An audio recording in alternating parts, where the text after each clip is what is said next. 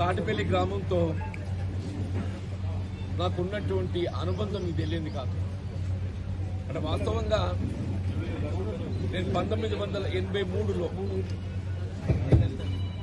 మొట్టమొదటిసారి ఎప్పుడైతే ప్రజా జీవితంలోకి వచ్చిందో ఆనాడు అంటే పెద్ద మనిషి నీరటెళ్ళనుండప్పుడు నేను ఒక రైతు బిడ్డను కాప్తాన పూర్ అనే భావనతో ఏదైతుందో మొత్తం తాటిపల్లి గ్రామంతా వ్యవసాయంపై ఆధారపడే కుటుంబాలే.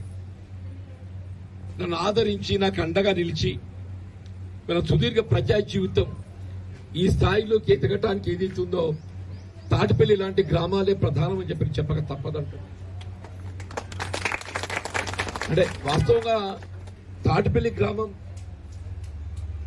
ఇవాళ మొత్తం తెలంగాణ ఉత్తర ప్రాంతం అంతా శ్రీరామ్ సాగర్ ప్రాజెక్టు కాలనీలు అందింపజేయడానికి మా తాటిపల్లి రైతుల యొక్క మరి త్యాగం ఉందని చెప్పక తప్పదంటే కాలువకు భూములు మనం కోల్పోయినా కానీ కాలువతో పార్క మనకు లేదు. మనం ఏమైపోయినాం, కాలువకి ఎగువ ప్రాంతం అయిపోయాం. సాగు అంత ఏదైతుందో దిగువ ప్రాంతానికి వస్తుంది. కాబట్టి కొంత రైతాంగం అంత ఏదైతుందో మన తాటిపల్లి గ్రామానికి సంబంధించి వాస్తవంగా ఇబ్బందులు ఉండివి. మా ఊళ్ళకి వెళ్ళి కాలువ పోతుంది, మాకు నీరు లభించేది అని ఒక విధమైనటువంటి ఒక నిరాశ అనేది ఉంటుండే చెప్పండి. ఎప్పుడైతే ఎమ్మెల్యే గెలిచిందో నాకు ఎప్పటికి గుర్తుందని చెప్పంటున్నా. నేను అందరు రైతాంగం ఎవరైనా కానీ చెప్పంటున్నాను, వీళ్ళ కాలువ మన ఊరికి వెళ్ళిపోతుంది, మన ఊరికి వెళ్ళి నీరు ప్రవహిస్తున్నది, ఈ నీటిపై ప్రథమ హక్కు మనకుంటుంది, వీళ్ళ కాలువ మోటార్లు పెట్టుకోని హక్కు అని చెప్పని అందరినీ కూడా మీకు ఎక్కడెక్కడ ఎవరెవరికి అవకాశం ఉందో కాలువ మోటార్లు పెట్టుకోమని చెప్పి చెప్పించిన చెప్పండి. అది ఏ ప్రభుత్వమే కానీ చెప్పంటున్నాను. వీళ్ళ వ్యవసాయం అనేది ప్రధానమే చెప్పంటున్నా. రైతు బాగుంటే దేశం బాగుంటుంది, రైతు కూలీ బాగుంటాడు. రైతుకు సాగునీరు ఎంత ప్రధానమో సాగునీరు ఎక్కడైతే అందింప చేయలేమో విద్యుత్తుపై ఆధారపడి వ్యవసాయం చేస్తామని చెప్పండి. అటువంటి విద్యుత్తు రైతాంగాన్ని భారం కాకూడదనే భావనతోని మొత్తం దేశంలో చెప్పండి, దేశంలో అంటూ నేను ఉచిత విద్యుత్ కార్యక్రమాన్ని అమలు చేయాలనే తలంపు కేవలం కాంగ్రెస్ పార్టీ మాత్రమే చేసింది.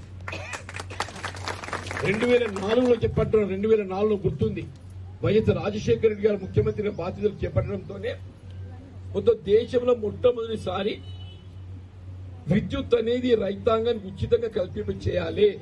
ఇప్పుడు కష్టపడి బావి తవ్వుకుంటాం, కరెంటు మోటార్ పెట్టుకుంటాం, పైప్ లైన్ వేసుకుంటాం, మరి మీదికెళ్ళి మీటర్ బిల్ కట్టాలంటే ఏదైతుందో ఇది ఆర్థిక భారం అవుతుంది. కాబట్టి రైతుకు ఉచిత విద్యుత్ కల్పించాలని ఆలోచించింది కాంగ్రెస్ పార్టీ. తదుపరి కాలంలో తెలంగాణ వచ్చింది, టీఆర్ఎస్ పార్టీ కూడా దాన్ని కొనసాగించి 2004లో ఏ ఉచిత విద్యుత్ కార్యక్రమాన్ని కాంగ్రెస్ పార్టీ ఆరంభింప చేసిందో ఆ ఉచిత విద్యుత్ కార్యక్రమాన్ని టీఆర్ఎస్ పార్టీ కొనసాగింపజేసిందని చెప్పండి. మీరు తెలంగాణలో ఏదైతుందో మన ఉమ్మడి రాష్ట్రం ఆంధ్రప్రదేశ్ కానీ తెలంగాణ కానీ ఉచితంగా అందిస్తున్న విద్యుత్తు దీన్ని నియంత్రించాలని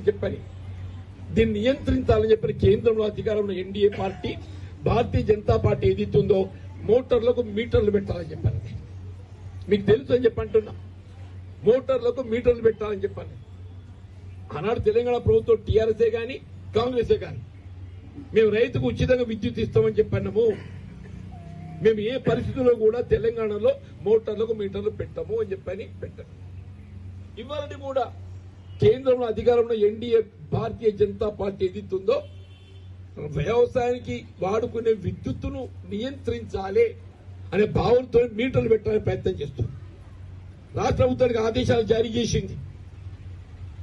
వీళ్ళ గతంలో తెలంగాణ టీఆర్ఎస్ఏ గాని వాళ్ళ కాంగ్రెస్ పార్టీ రేవంత్ రెడ్డి గారే గాని ఏ పరిస్థితుల్లో కూడా రైతు వాడుకునేటువంటి యొక్క విద్యుత్తు మేము ఉచితంగా ఇస్తామని చెప్పినా ఉచితంగా ఇస్తాము, పంటలు కాపాడతాము, వీటిని నీటలు పెట్టే సమస్య ఉత్పన్నం కాదు అని చెప్పిన కరాఖండి